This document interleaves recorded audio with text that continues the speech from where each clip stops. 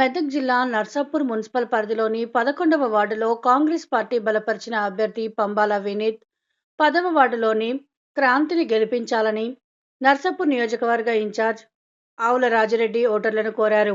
గురువారం నాడు మెదక్ జిల్లా నర్సాపూర్లో మున్సిపల్ ఎన్నికల ప్రచారం నిర్వహించారు. ఈ సందర్భంగా ఆయన మాట్లాడుతూ గత ప్రభుత్వంలో నర్సాపూర్ మున్సిపల్ పట్టణం అభివృద్ధిలో కుంటుపడిందని ఆయన అన్నారు. కాంగ్రెస్ ప్రభుత్వం వచ్చిన తర్వాత నర్సాపూర్ అభివృద్ధి కోసం 15 కోట్ల రూపాయలు మంజూరై టెండర్లు పూర్తయ్యాయని అన్నారు. దాంతో పాటు ప్రత్యేకంగా 35 కోట్ల రూపాయలు మంజూరు చేయడం జరిగిందని, ఆ నిధులతో నర్సాపూర్ను మరింత అభివృద్ధి చేసుకోవచ్చునని ఆయన అన్నారు. Narsapur municipal chairman seat Congress party కైవసం చేసుకుంటుందని ఆయన ధీమా వ్యక్తం చేశారు. మున్సిపల్ ఎన్నికల సందర్భంగా మనం ఈరోజు 11వ వార్డు మరియు 10వ వార్డులో అభ్యర్థులైనటువంటి మరి వినీత్ మరి అదేవిధంగా క్రాంతికి మద్దతుగా ఈరోజు కాంగ్రెస్ పార్టీ నాయకత్వం అంతా కూడా ఈరోజు కార్యకర్తలతో సహా మరి ఇంటింటికి ప్రచారం నిర్వహించడం జరిగింది.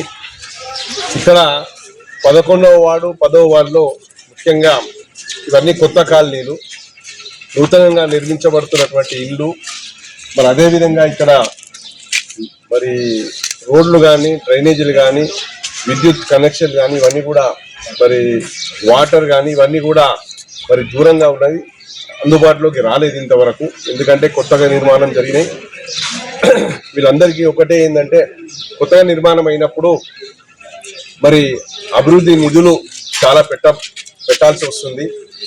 మరి దీనికి సంబంధించి నిన్ననే మరి జిల్లా ఇన్ఛార్జ్ మంత్రి వివేక్ వెంకటస్వామి గారు మన నర్సాపూర్ పట్టణానికి రావడం జరిగింది. ఇక్కడ నర్సాపూర్ పట్టణ ప్రజలను ఉద్దేశించి స్పష్టంగా చెప్పడం జరిగింది.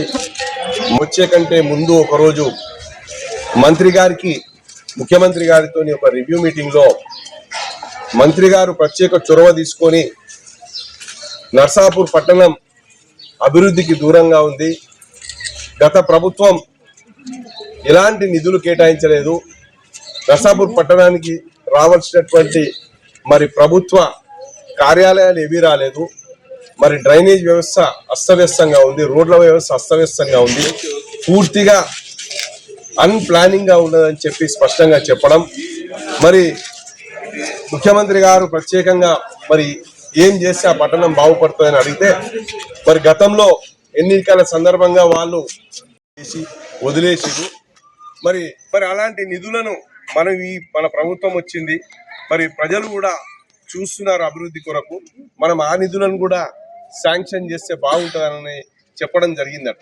మరి మొన్ననే కదా మనం 15 కోట్ల రూపాయలను మరి మనం శాంక్షన్ చేయడం జరిగింది. అంటే దానికి టెండర్లు అయిపోయినాయి, మరి పనులు కూడా స్టార్ట్ అయిపోతాయని మంత్రి గారు చెప్తే, ఆ 30 కోట్లను కూడా మరి శాంక్షన్ చేయాల్సిందిగా అధికారులకు మరి ఆదేశాలు కూడా జారీ చేయడం జరిగిందని మంత్రి గారు పట్టణ ప్రజలను ఉద్దేశించి స్పష్టంగా చెప్పడం జరిగింది.